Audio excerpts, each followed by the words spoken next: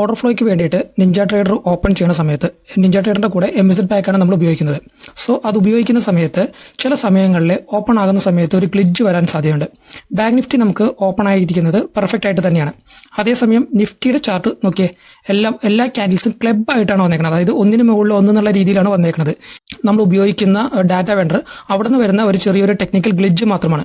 So ഈ glitch എങ്ങനെയാണ് നമുക്ക് ഒഴിവാക്കേണ്ടതെന്ന് പറഞ്ഞാൽ നമുക്കിത് റിഫ്രഷ് ചെയ്താണ് നമ്മളിത് എടുക്കേണ്ടത്.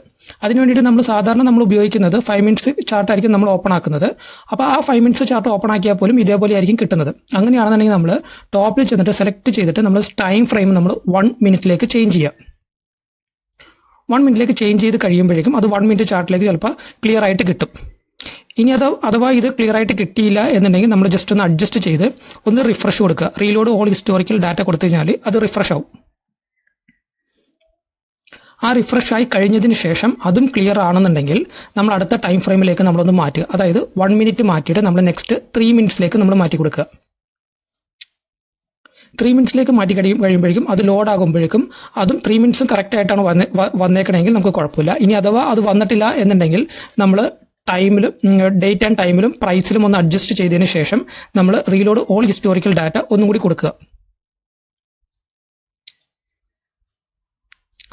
അത് കൊടുത്ത് ക്ലിയർ ആയിട്ടുണ്ടോ എന്ന് ചെക്ക് ചെയ്ത് നോക്കുക. കണ്ടോ, ഇതേപോലെ ആയിരിക്കും ചിലപ്പോൾ ക്ലിയർ ആകാതെ വരും. ക്ലിയർ ആകാതെ വരികയാണെന്നുണ്ടെങ്കിൽ താഴെ നമ്മൾ ടൈം കാണിക്കുന്നിടത്ത് നമ്മളൊന്ന് എക്സ്റ്റെൻഡ് ചെയ്യും, പ്രൈസ് കാണിക്കുന്നിടത്ത് നമ്മളൊന്ന് എക്സ്റ്റെൻഡ് ചെയ്യുകയും ചെയ്തതിന് ശേഷം നമ്മൾ റീലോഡ് ഹോൾ ഹിസ്റ്റോറിക്കൽ ഡാറ്റ നമ്മൾ ഒന്നുകൂടി റിഫ്രഷ് കൊടുക്കുക. റിഫ്രഷ് കൊടുത്തു കഴിഞ്ഞ് കഴിഞ്ഞാൽ ഇതേപോലെ നമുക്ക് ക്ലിയർ ആയിട്ട് കിട്ടും. അതിനുശേഷം വീണ്ടും നമ്മൾ ടൈം ഫ്രെയിമിലേക്ക് നമ്മൾ ചെന്നതിന് ശേഷം 5 മിനിറ്റ്സിലേക്ക് ചേഞ്ച് ചെയ്യുക. കാൽക്കുലേഷൻ പ്രോസസ്സ് എല്ലാം കഴിഞ്ഞ് വരുമ്പോഴേക്കും ചിലപ്പോൾ 5 മിനിറ്റ്സും അതേപോലെ ക്ലിയർ ആയിട്ടുണ്ടാവില്ല. സോ നമ്മൾ ടൈം കാണിക്കുന്നിടത്തും പ്രൈസ് കാണിക്കുന്നിടത്തും നമ്മൾ ജസ്റ്റ് ഒന്ന് അഡ്ജസ്റ്റ് ചെയ്തതിന് ശേഷം റീലോഡ് ഓൾ ഹിസ്റ്റോറിക്കൽ ഡാറ്റ ഒന്നും കൂടി കൊടുക്കുക.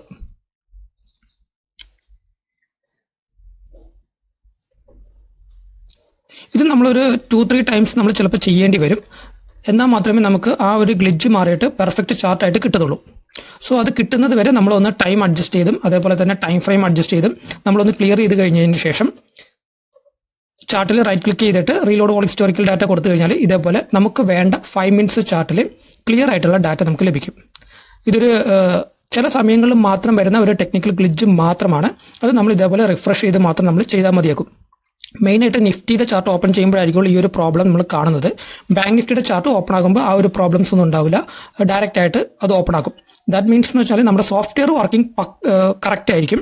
പക്ഷേ ഡാറ്റ വെണ്ടറുടേത് വരുന്ന ഡാറ്റയിൽ ചെറിയൊരു ഇഷ്യൂസ് ഉള്ളതിൻ്റെ പേരിലായിരിക്കും ആ നിഫ്റ്റിയുടെ ചാർട്ടിൽ മാത്രം ഈ ഒരു പ്രോബ്ലം വരുന്നത്. ആ ഒരു പ്രോബ്ലം നമ്മൾ ഇതേപോലെ ഒന്ന് റിഫ്രഷ് ചെയ്ത് നമ്മൾ ടൈം ഫ്രെയിമിലും റിഫ്രഷ് ചെയ്തതിന് ശേഷം നമുക്കത് ക്ലിയർ ആക്കി എടുക്കാൻ പറ്റും.